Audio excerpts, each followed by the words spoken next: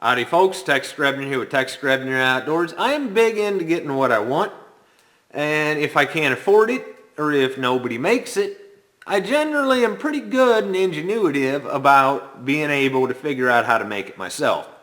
So this is going to be a do-it-yourself kind of arrow component video, but obviously, as you can tell from the crazy acoustics, I'm in the farm shop, so we've got a drill press that I'm going to use as a lathe. So this isn't necessarily an arts and crafts backyard kind of deal. It does take a power tool in order to do it right.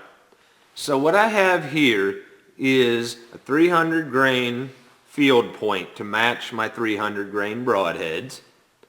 And this is effectively a 200 grain brass insert, and I have threaded it after turning it down.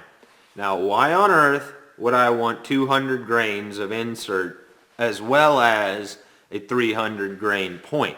The answer is because I shoot heavy bows, I need to shoot heavy arrows to make sure that I don't blow my heavy bows up. But also, if you're going to be sticking 200 grains of arrow weight into the front of your arrow, it's your responsibility to make sure that that arrow is a strong enough spined arrow in order to be able to handle that so that you don't blow the arrow up on the bow. I'm a very interesting person, and so I tend to ask the questions that nobody else is asking. Nobody really makes an FMJ insert any higher than 100 grains. However, I'm answering the question that nobody asks, which is why they don't actually make it. What I'm going to have to do is take this diameter here and turn it down to this diameter here in order to use a thread cutter to thread the very end of this like a field point, which by the way is 8/32, to be able to screw another insert onto it. Now this is a drill press.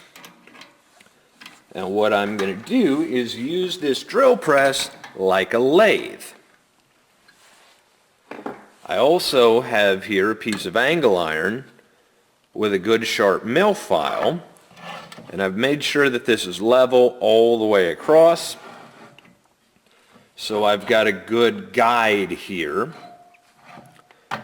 where I'm going to be able to just use this and get a uniform shoulder just like that.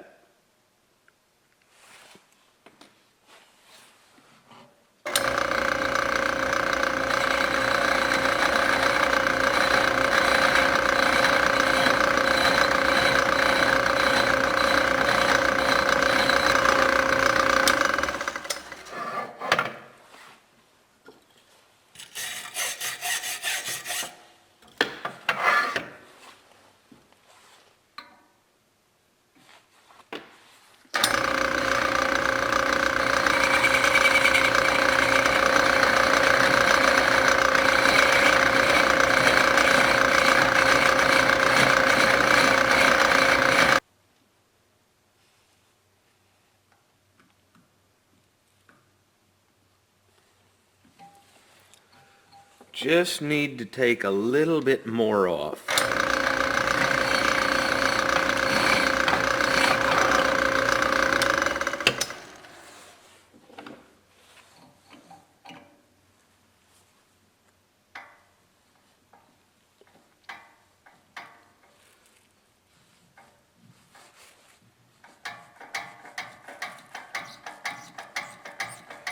Now this brass is so soft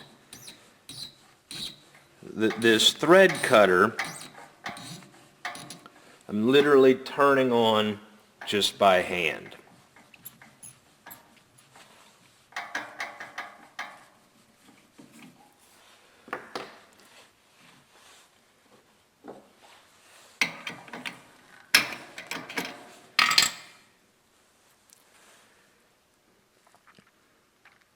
As you can see, I've got a perfectly uniform shoulder, and I've got threads. So now what I'm able to do is I am able to take another insert and thread it perfectly flush into the back of my other insert. While I do hope that this video is helpful to you if this is something that you're trying to accomplish, I also don't really expect too many people to be doing this, and I'm not going so far as to say that I even recommend doing it. This is just my kind of crazy. Things that you're going to want to make sure of is that you not only have the file level so that you get a good, clean, uniform shoulder, but also you want to make sure that you get your threads started straight. That way you don't have the insert crooked when it threads all the way on there.